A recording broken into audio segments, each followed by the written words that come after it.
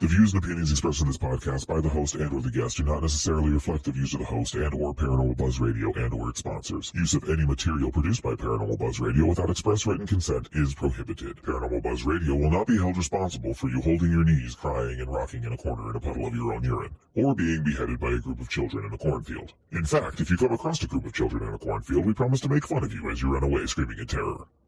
Listener discretion is advised. Caution. You are now entering the all-consuming realm of Shay's Paranormal Chat, where the things that are better left unsaid are actually said. Shut up and sit down.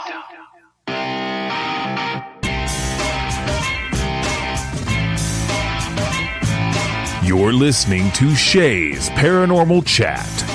Paranormal podcasting done Shay's way. Tons of fun. Dude, seriously? A bit sarcastic. Hashtag investigator, not hunter. But always real. Hashtag data, not evidence.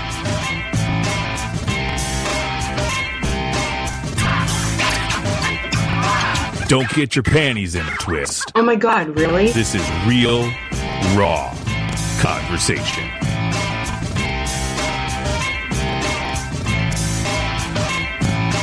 Ladies and gentlemen, welcome to the show.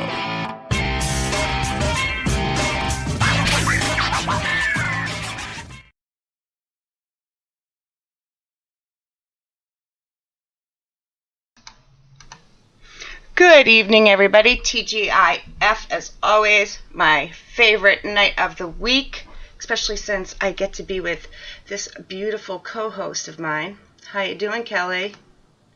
Oh, you're crazy, but I'm good. I am good. It's a Friday, and the weekend is starting, and it was beautiful weather, so I'm good. Yeah, it was pretty nice here, too. So, I am very excited tonight to be talking about reincarnation and past lives. I'm not as excited to have to say these names without butchering them, though. Oh, let's see. So, tonight we have Dr. David Bettenhausen and Carla Bogni-Kidd. How you guys doing? Great, very good. Fantastic. Fantastic. Did I butcher them? No. Oh, You did great. Hey, brownie points for me. you could say Dave or Dr. Dave if you must the rest of the night and never say my last name again. I pretty much got yours right away. I don't know why I had trouble with her. I don't know. I'm happy you guys are on. It's going to be a fun show. Great time. I'm excited. Yes. I'm excited. So, before we get into us grilling you with all these questions, and do you wanna tell us a little bit about the backstory, how you guys met, how you know each other? Sure. We'll give you a little story, and Carla will start off and kind of fill it. Okay, so back in 2014, we were implementing electronic medical records in the office. And, we're old, so we were used to charts and paper and all of those things. So switching to electronic medical records was really stressful for us. And I came in one day and I said to Dave, either I'm going to call a counselor for you or we need to start meditating or something because you're just grouchy. And he said, okay, I'll try the meditation. So we did, and we began one day with the entire office. And we started to meditate every day, and it really did calm me down because, like Carla said, I'd become really grouchy. I had worked with Carla for 16 years in the office. I bought the practice that she was an office manager in, and she stayed with me. And so we started together, and we'd really become best of friends until this electronic stuff started, and I became grouchy, and she wanted to kick me out of the office a few days. A few days she didn't want me to do anything. Sometimes she didn't want to talk to me. We started to meditate, And so you can imagine that as we're meditating, there became a day where I thought I was talking to Carla's mother while meditating. And Carla's mother had died 20 years ago.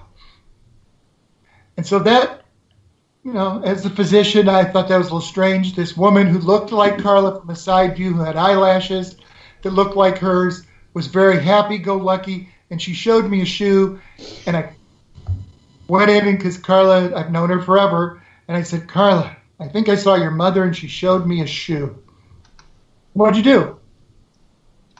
Well, I went over to the computer and I Googled ballroom dancing shoes. And maybe 60 or 70 pair appeared on the screen. And I said to Dave, pick out which one you saw. And he chose the exact shoe that my mother always wore. She was a ballroom dancer. And she also wore that shoe like for dress up or to church because it was, like an open-toed sandal. And, it was impossible. He never met her. He never saw her feet or her shoes. He could not have known what shoes she wore all of those years. So that was our first aha moment. And then we continued to meditate, and I had this moment where I was meditating at home, actually, and I felt like I had been shot, and I felt this thump in my chest. I actually fell out of the bed, knocked the nightstand over, and the lamp fell on me. And as I'm laying there bleeding to death, I look across the alley that I'm standing in, and Carla's standing there, and she's dressed like a flapper. She doesn't look exactly like Carla, but she reminds me of Carla, and she has the same steel blue eyes that Carla has.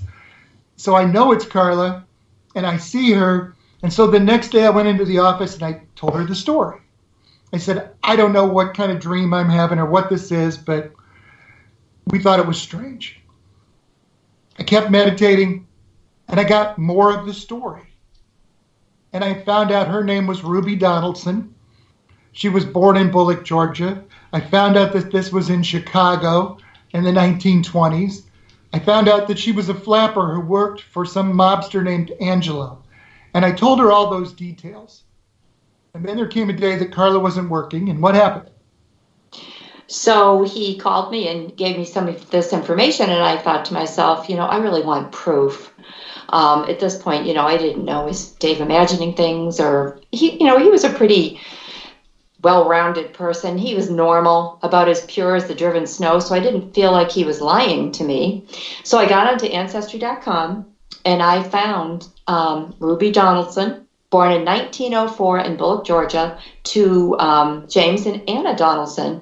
She was one of 11 children. I saw her birth certificate, and I saw like the marriage certificate of her parents and different birth certificates of her sisters and brothers. And then I also found a picture of, or an article in a newspaper about the wedding of Angelo Genna to a woman named Lucille Spianola. And it was January the 10th, 1925. And also I found another article, a picture of their wedding cake. And the reason that was in the newspaper is because the cake itself was over 10 feet tall. It served over 3,000 mobsters. So I called Dave back and I said, this is what I found. So, that kind of corroborated what he was telling me. Because these were names and things we didn't know anything about. I never heard of Angelo Genna. But this showed that Dave and I obviously had a past life together before this life, because this was in the 1920s. But we had met before in this life, unbeknownst to us. Yeah, because when was that, Dave? I had another memory while I was meditating one day, and that memory was in 1962. I was running on a beach in Boston. I had grown up in Nebraska. My father was going to graduate school in Boston that summer. And as I was running on the beach, this little girl yelled at me and said, "Stop it, you're bothering my family." She ran over, pushed me down, sat on my chest, and gave me a kiss on the forehead. Then she jumped up, she put her hands on her hips. She had this little two-piece blue ruffled bathing suit. She looked kind of pissed off. But then I heard in the background her mother yell, "Carla, little girls don't act that way." Actually, she said, "Carla, little girls don't act that way." She had that thick Boston accent.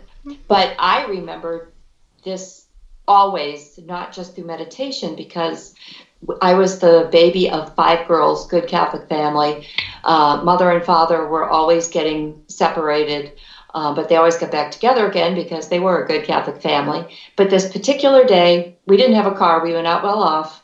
All of us, we got 2 cabs, and the cabs took us to Revere Beach.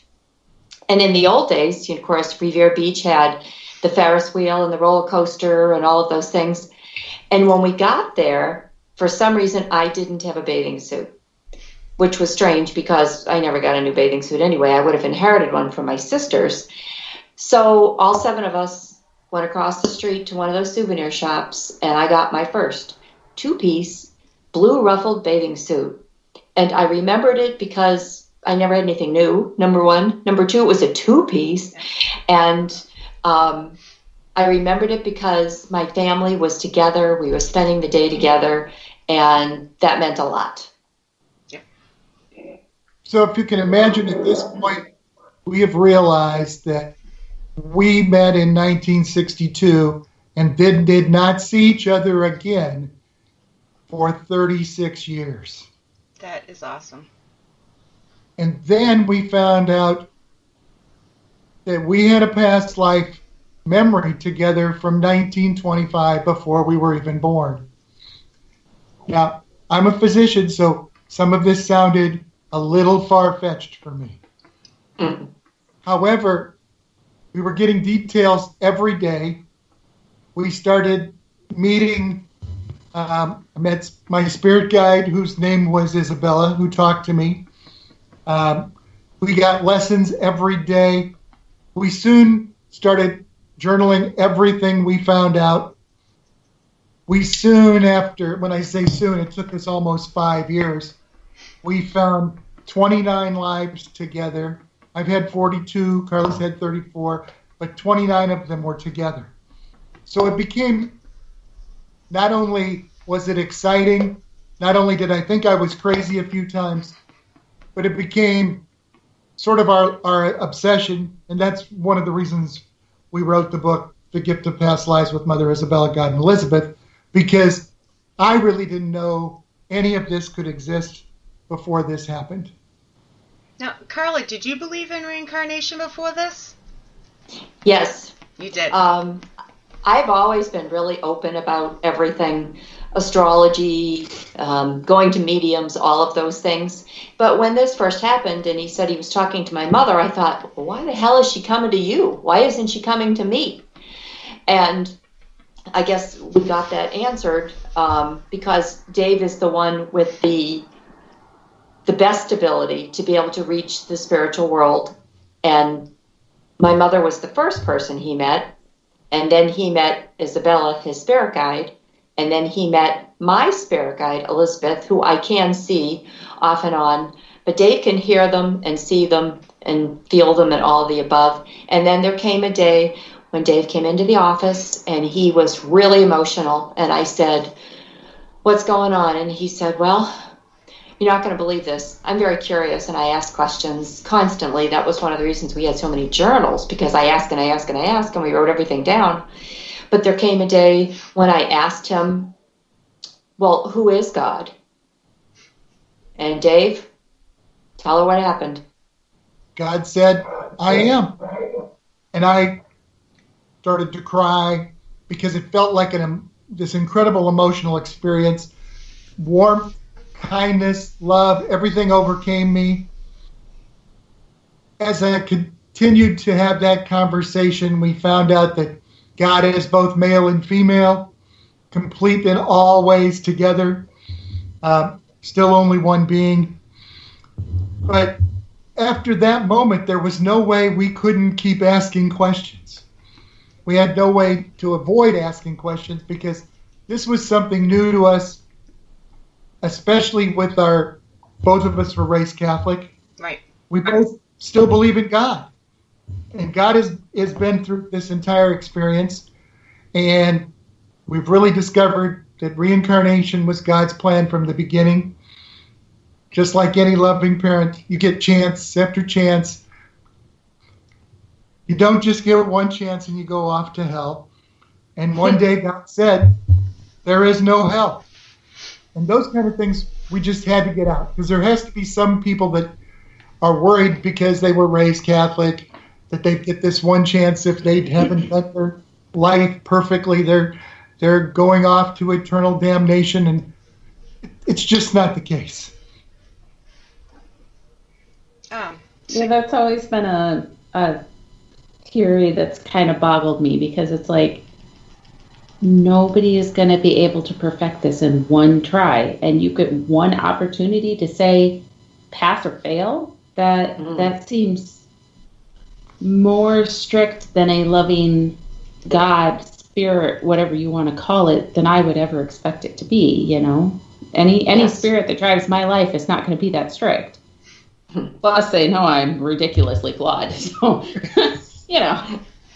We're all flawed. That's the thing, Kelly. You know, it really gets to the point where if you start looking at nature, everything evolves. Plants grow. Seeds get planted. The plants come back. The new tree comes up. It's not surprising that if nature looks that way, that God had a plan a little bit like this too. Do you think that we keep coming back until we've learned everything that we've needed to and then go somewhere? Or Yes. Absolutely. I think the plan is to learn all these lessons. As you go through these lives, you learn new lessons. And at some time, you start to make a choice that's truly loving. One of the things Isabella taught us was what she calls the 5 simple rules. Live without conceit, jealousy, selfishness, and unforgiveness, and always love. When you do that, you don't create more karma, you don't create more lessons, you don't need to come back, and then you return back to God because you finally, if you want to say, matured, but you've really made and learned all those choices that gives you a chance to go back to heaven the way God planned it from the beginning. Yep. So the way that Go ahead, Kelly. The way reincarnation has always been explained to me is that, and when I explain to me, I'm talking from the spirits that I talk to, is that we do have those people that we encounter throughout our multiple lifetimes, and it's always been called a soul family. So obviously you and Carla are part of the same soul family. Have you guys found other people that are in your lives that are also part of that soul family? Yes, absolutely. My husband, Tom, has been with us like 16 other lives. My sister, Paula, has been with us many, many, many times. Two of the other office girls, actually, that we worked with have been with us many times. Yes, we call them family mates. Mm-hmm. Yeah. We just sort of divided up into family mates and karmic mates because certainly there are those people in your life that are meant to test you or are difficult for you to deal with, and so there may be some karma related there that you have to continue to return with them until you get through your lessons with them also. So some of the other things that were interesting lessons for us. And Carla and I were actually talking about this today, since we have 3 women moderating and we haven't had that yet. So we got the women power going today. So we actually went through and even looked at our book a little bit because there's series of lessons in the book that start to come out. One of the lessons is no one is owned by another. And I don't know, Carla, if you want to talk about this just a little bit. Sure, love to. No one owns another. That doesn't mean just a man shouldn't own a woman shouldn't own a man.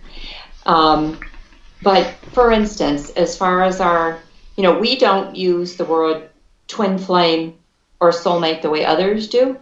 A twin flame is supposedly a split portion of a soul, but God creates us whole and individually. We don't need a twin flame to complete us, but we do have intendeds in our lives, and they are meant to complement us, our qualities, not to complete us. Now, having said that, in all of my lives, 34 of them, in one of my very first lives, it was 3700 BC, I was an orphan, and I was owned by wealthy Thracian warlords, and I was made their shepherd girl. And Dave was actually a neighbor. He was a shepherd boy. But I was owned. And then in another life after that, 2900 BC, Dave and I were raised like brother and sister, but to become Egyptian kings and queens, we were owned. We had no choice. We were forced to become kings and queens, and we didn't want that. Then after that, 1800 BC, I was a slave. I was owned, raped, and forced to bear a son. In 1250 BC, I was the daughter of a slave master, owned again by my father. In 950 BC, I was a slave to the Queen of Sheba. I never had my own family or children or anything. You can see how I've had this ongoing ownership through many of my lives. A couple of times in 200 AD, I was given in marriage at the age of 12.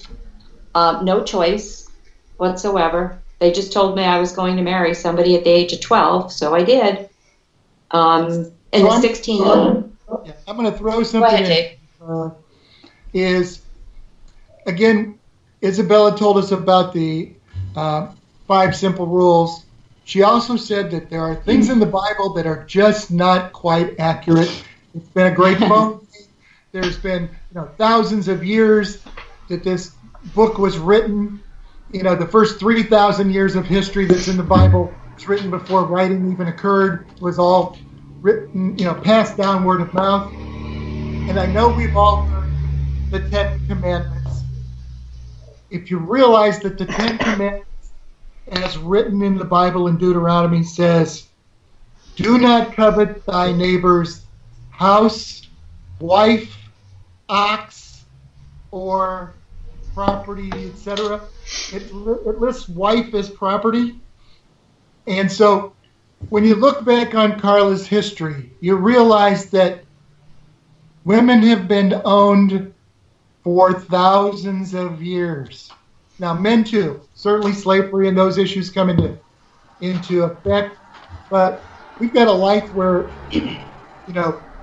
we're part of the examples in the book is lessons that we all need to learn about equality and the rights of women, rights of men, rights of different nationalities.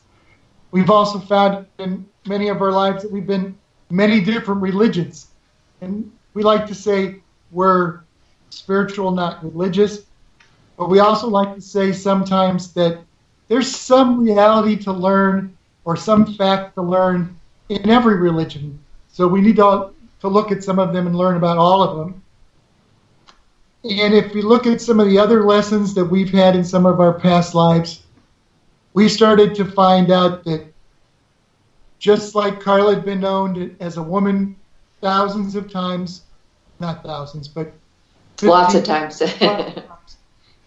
It also was that I was a warrior in many, many lives. And found out that we were Viking fighting against the Scottish, and English against the Scottish, and back against Scottish against the English. And we realized that in this trip through reincarnation, literally you have to be on every side of every issue. So I fought on both sides of the issue, so you have to realize that in most wars we're literally fighting ourselves. If you look at history, it keeps repeating itself. if you even look at all my warrior past lives, and then I look at my last life, I had a father who was in World War II, and in this life, I had a father who was in the Korean War. We keep fighting, and in war, no one wins. So we keep getting these issues over and over again. Have you guys always come back as the same sex? That was exactly what I was going to ask, because I was noticing as Carla was sharing her history that it was all female, and I know that that's not typical. So has that been the case for both of you guys? Yes. Yes. Now, we've done some Which is not to say I don't have my inner male and he doesn't have his inner female. You know, we all have both. We've done some past life regression because we went and got training after all these things happened to us. We decided we needed to learn more. So we got past life regression training with Dr. Brian Weiss. And certainly we've regressed people who have been male in one life and female in another. I think probably there are reasons for that. Certainly maybe there's a lesson if you either weren't your best self as a male or a female, maybe you needed to experience the other side. Or sometimes you just need to have that different experience. Maybe you need to be the single parent, or you need to have a husband go off to war and lose your husband. Because there are some parts of that lesson that are important for everybody to learn compassion.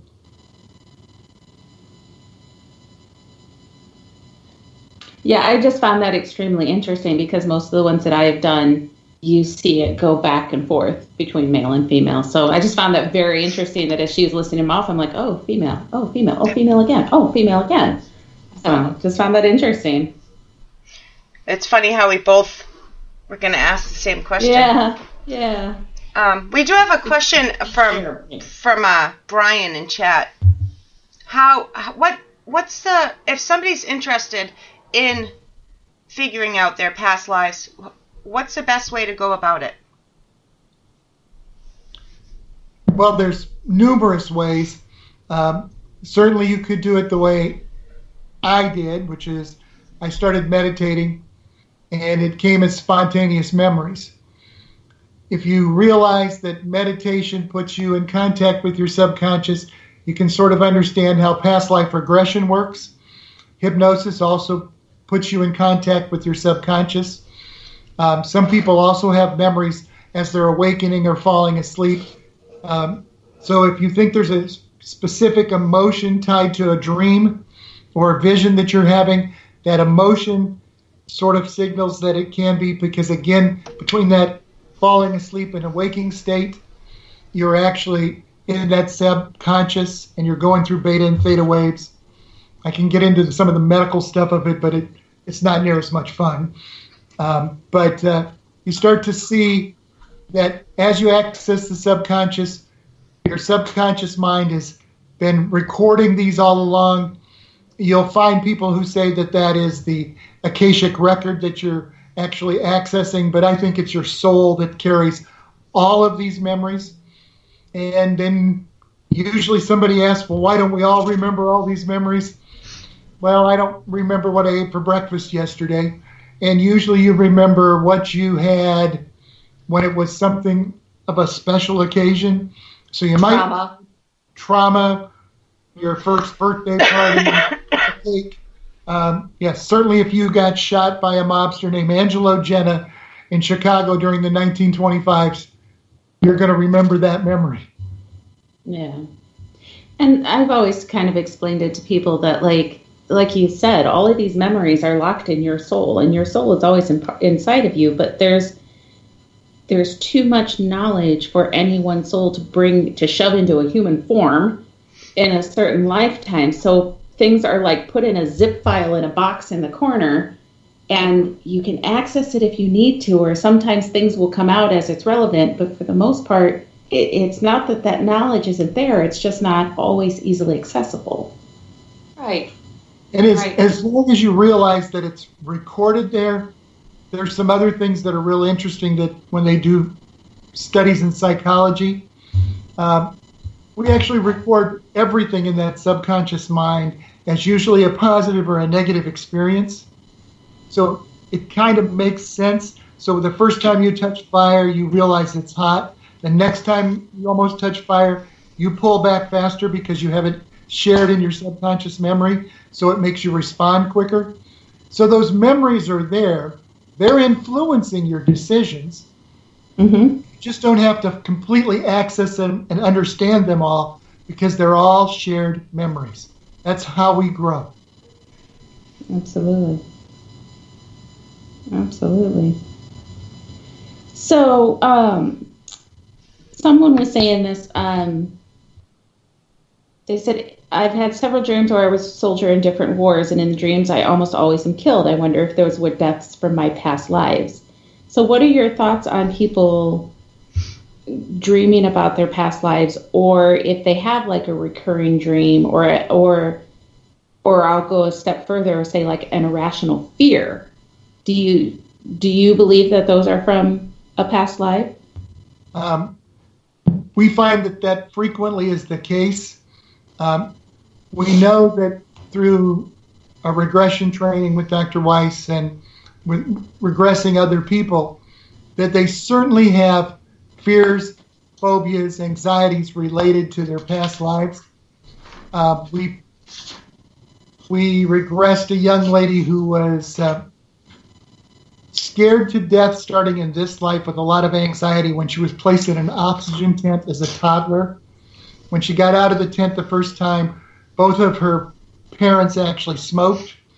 So she got out and smelled the smoke. And from that time on, she was petrified of being in tight spaces and petrified of fire. And we found a past life where she was trapped in a building where there was a fire and she jumped out a window.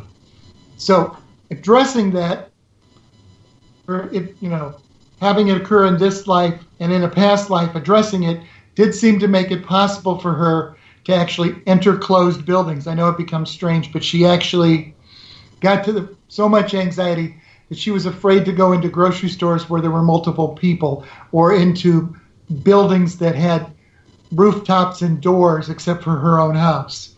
And after regression, she started to be able to go back to the grocery store and do those kind of things. I know Carla has you have a couple other regression memories. Well, that same girl, when we regressed her, we regressed her back to the palace of King Solomon, 1970 BCE, and she was one of his children by one of his concubines. And there were so many thousands of children living there that apparently when it came time to eat, it was a problem. And she was always in fear that she wouldn't get enough to eat, to the point where she would sneak into the kitchen and they would push her back out and tell her no, it wasn't time. But she had a weight problem. And in this life, after we regressed her, she actually went on a diet. She started working out. She lost, 60 pounds or something. And she was able to handle all that too. So, yeah, regression can really help a lot of people. When did you guys start this journey? Like, how long has it been since the first time you started getting the memories? It's been about 6 years now, Shay. Wow. When did you start helping other people regress? Just in the past 2 years. Yeah, 2 years ago. Wow. We wrote most of the book just journaling over the first 3 years. We just journaled everything we found out. Then we went for past life regression training. And then we kept just writing and writing, trying to learn everything we could so that we could share with others. It's very interesting. When most of yours have come from meditating, but did the doctor actually hypnotize you to do the past life regression with you, or not that way? No, he just trained us. He and his wife actually both were there for the week. Yep. And then we split up and we would go on and regress people ourselves. But before we ever went for the training, Dave and I would regress our friends and family together. We always do it like it as a team. And I know that's probably unusual. They don't normally do that, but we work well together. He thinks of things, and then I think of things, and we tell whoever the friend is that how it will be done ahead of time so they know. Yep. Yeah. Darren has a question. Darren just joined us, so just to recap a little bit, Darren wants to know how many past lives can one person have? You'll hear lots of different opinions on this. Isabella said it's possible to have somewhere in the range of 80 based on the human timeline that Isabella's given us. Do you think it could be shorter or more or less for different people if they haven't learned what they were supposed to learn when they were here? Absolutely. There are people now just entering in where this is their first actual incarnation. And there are certainly people that we know that have had 60 lives or something close to that. We have also regressed people that are on number 16.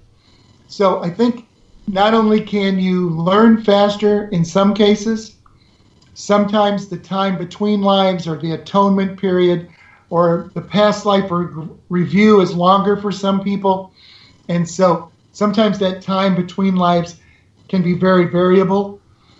Because of that, I'll even discuss that for a minute. I had the opportunity, since I get to see a lot of things when I'm meditating, to actually go through my own father's past life review.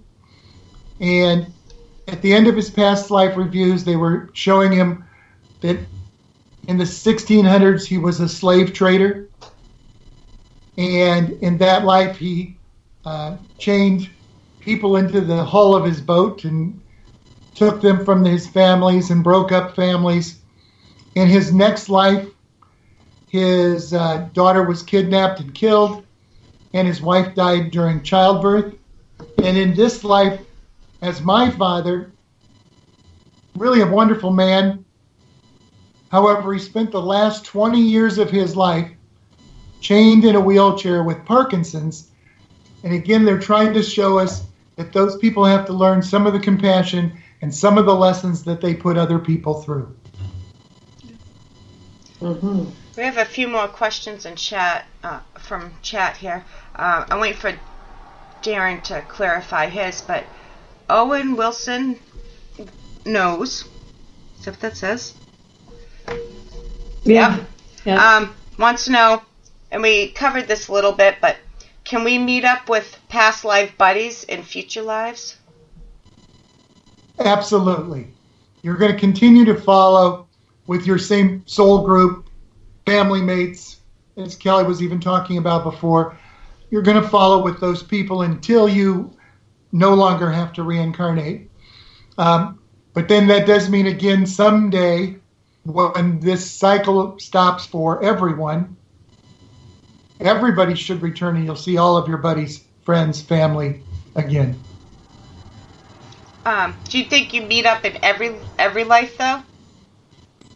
No, you do not meet up in every life, not even close, because what happens is, if you die in infancy, and then the next life you die in war at 20, and then the next life you live to 80 years old, there may be someone from that life where you died as an infant that returns into the life where you're an 80-year-old. But sometimes you get off cycle with people.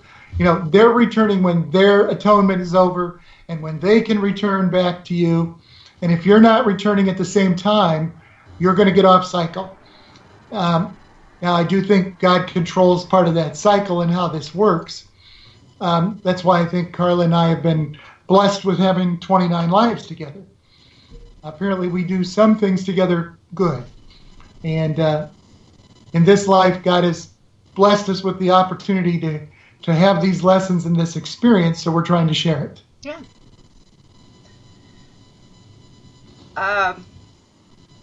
Sorry. I asked Aaron to clarify his question, and he only made me more confused. So, let's see if Kelly can decipher it. Maybe not. Are the outcomes different every time, or do they connect to one another at some point? So Darren, I think you've got us both confused, hon.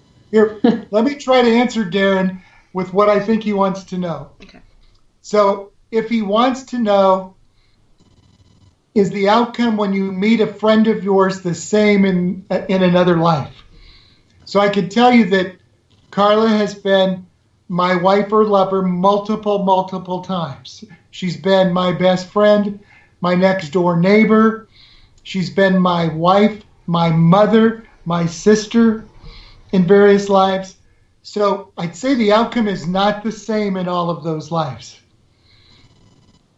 I don't know if that's exactly what he's asking, but it might be. Yeah, and absolutely. If that's what he's asking, I back that up 100% because you don't always play the same role. You don't always play the same sex. So, I mean, this time Shay and I are really good friends, but she might have been my wife in one and my husband in another, and, or my child in one.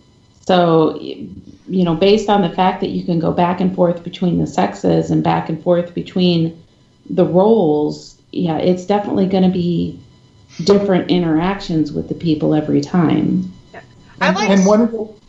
One of the lessons is that love is love, and so you need to realize that that whether they're your friend, your husband, your wife, it's really about love and respect, and that's always the lesson.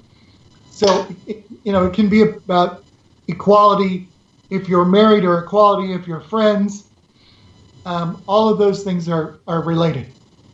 I like what you said earlier about in different lives you're on different sides of things to get the different perspectives, which is kind of how I try to live. I try to always see things from other people's point of view and try to learn, from this. So you get the full picture. So that makes sense to me.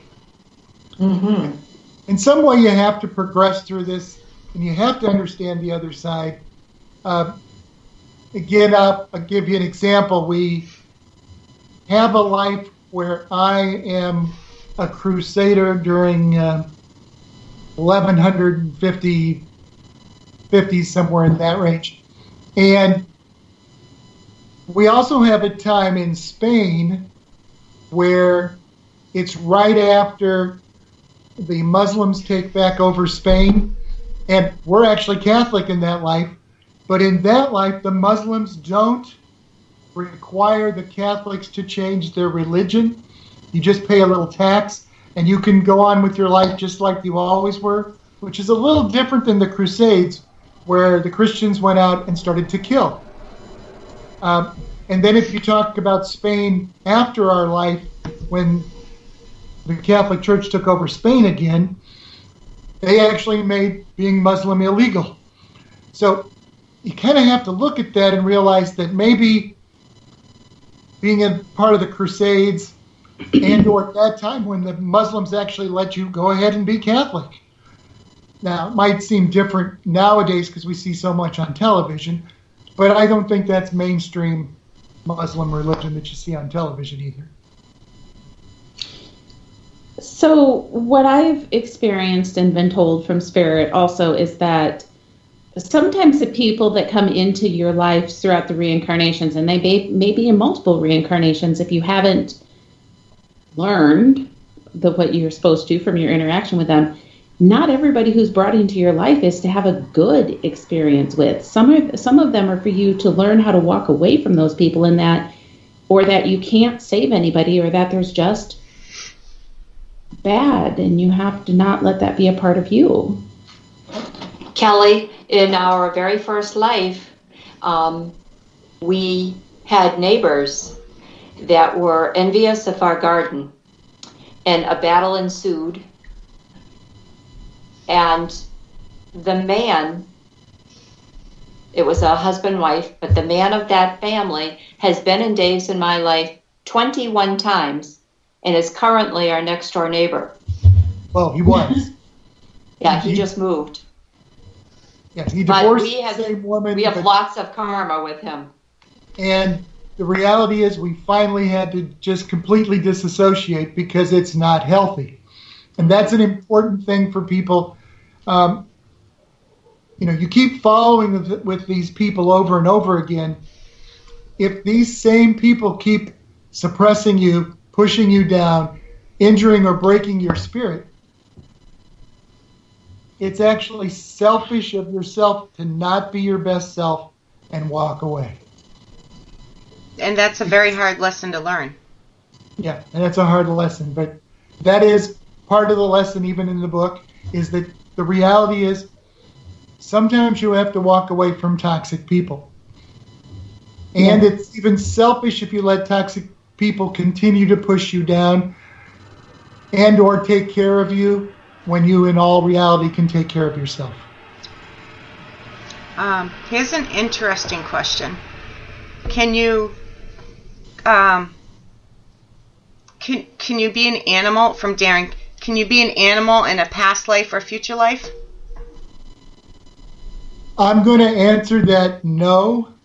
I know there are other people that believe that that's possible, and I'll get into this. How I told you that sometimes talking about the medical side of this, we've been told that no, animals only have one life. They don't have to learn lessons. Your favorite cat is going straight to heaven and you don't need to worry about that. But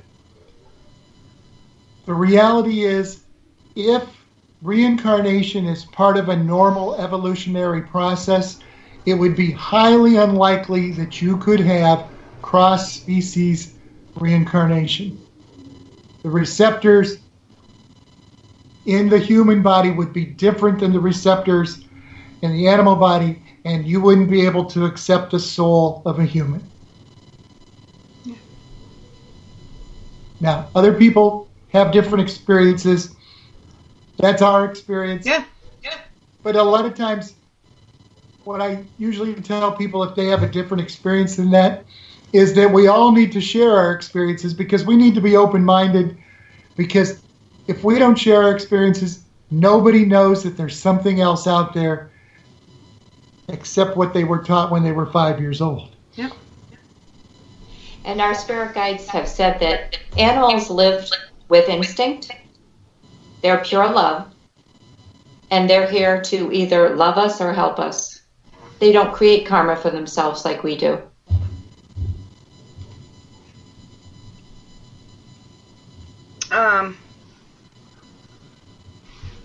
I lost my train of thought. Well, okay, so I can tell you a couple more things anyway.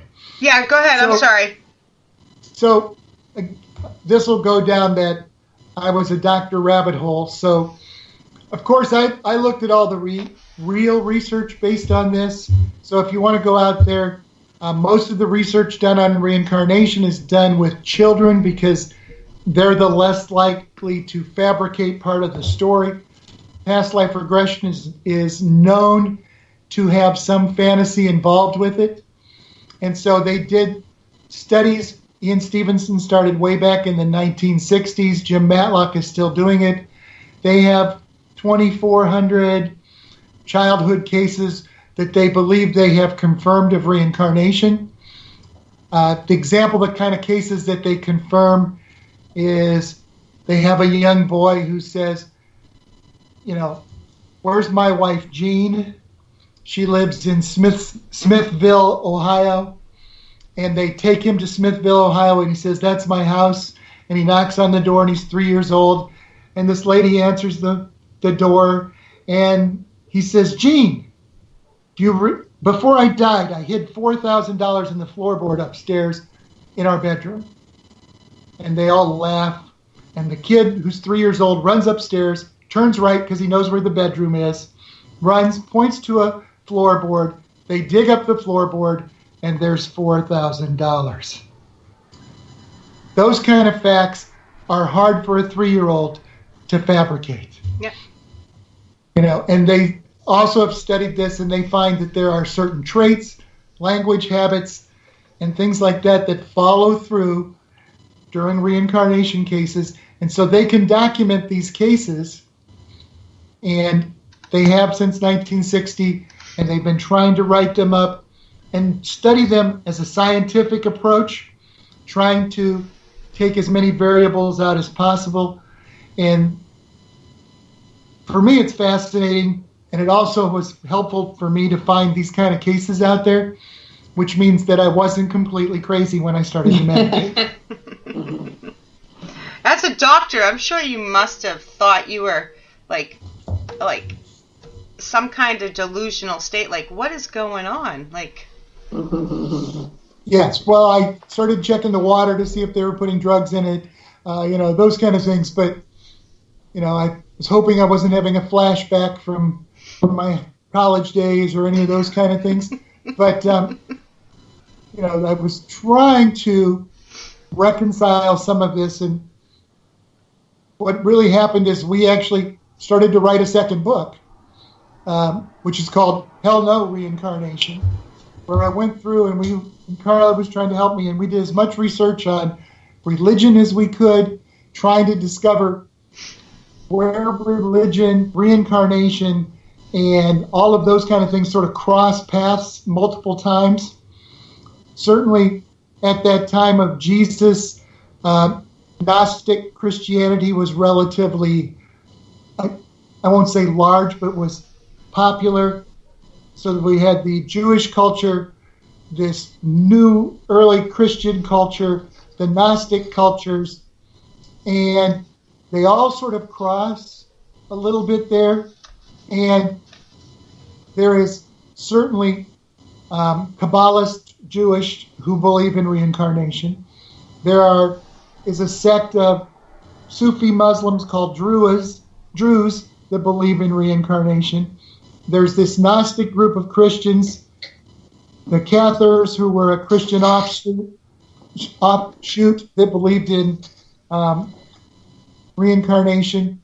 And even one of the first bishops of Alexandria, Egypt, who wrote most of the doctrine for the Catholic Church, he included reincarnation and preexistence of the soul before birth as one of his doctrines. And in the year 400 AD, the church excommunicated him, saying that his doctrine was wrong. But it was one of the early church teachings. And then we kept going and going because we were interested.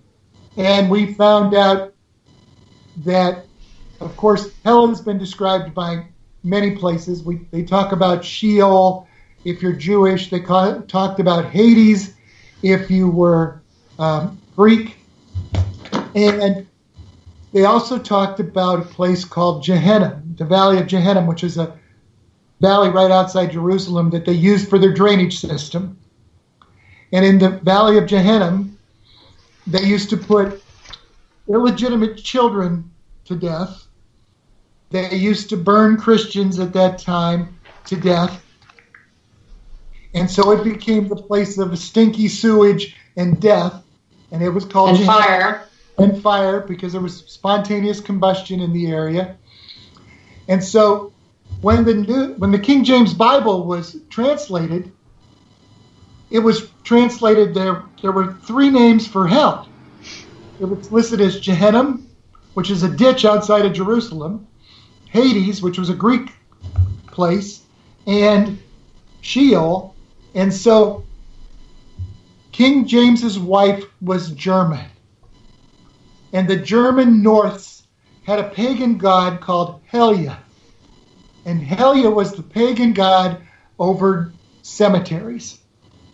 And so we think to make his wife happy, King James had him change Sheol, Hades, and the Valley of Gehenna all to the name Hell.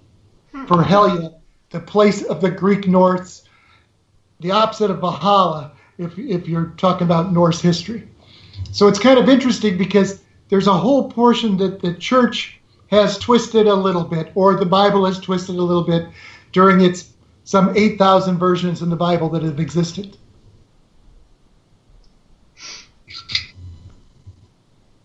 This is very interesting. Yeah, I'm. So Go ahead. So there's a question that was asked by Darren, and I think I know what your answer is. I know what my answer would be, but I just want to ask it because it's a question that, oddly enough, I get a lot from people about, well, if their past life was this, will they be this again? You know. So his question is, if you're a criminal in a past life, does that mean that you're a criminal in your current life? The answer is no. The real answer is you probably have to feel what it's like to be victimized in some case. So you won't necessarily be a criminal, and you potentially, the real hope is, if you were a criminal in a past life and you went through your past life review, you realized how you injured people, stole from them, coveted what they had, and so you've learned some compassion. So in this life, you're going to make a choice not to be a criminal because you're growing. Exactly. So did you learn your lesson or not? Did you learn a lesson? And that's yes. So if you didn't learn that lesson, you may come back a criminal. And you may come back with the same personality, and you may be injurious to people, but you hope that in this next life, you're learning that lesson this time. Or maybe you'll come back as the victim, and you'll learn. Come on. That's a possibility, yeah. But it's kind of like taking your driver's test. If you fail it, guess what? You have to take it again. Hopefully you studied and learned a little more, but you got to take it again. Yeah. Believe it or not, our hour is up. It goes by so quick. Doesn't it? Just so I don't forget, though, you guys, where can people find you? I know you have a website, right? Yep, the website is thegiftofpastlives.com. We have a Facebook page, Mother Isabella, God, and Elizabeth. And I'll leave you with one little thought, because we didn't really talk about how we're leaving this world right now, but we're leaving the world in sometimes not the best condition. And just really realize, if you believe in reincarnation, you're not just leaving this world to your children, you're leaving it to yourself. Start taking care of it. Oh, good point. I like that. Good point. Thank you guys so much for coming on. This is really interesting. I love hearing different views and different opinions on things. I really liked it. Yeah, it was fun. It was a pleasure. Definitely. Hold on one quick second here. Kelly, do you want to do some shout-outs for me so I don't mess up anybody's name? Yeah. then in that case, no. So big thank you tonight for coming in to, of course, Miss Shay, Mama Deb, Matt, Ghost Quest, Mama Pat, Miss Cynthia. I'm scrolling. I think I said Mama Deb, but she's worth mentioning twice in case I missed her. Mr. Darren, of course, thanks for all the questions. Owen Wilson's nose, we appreciate the questions again. Mr. Freddie was in there for a little bit.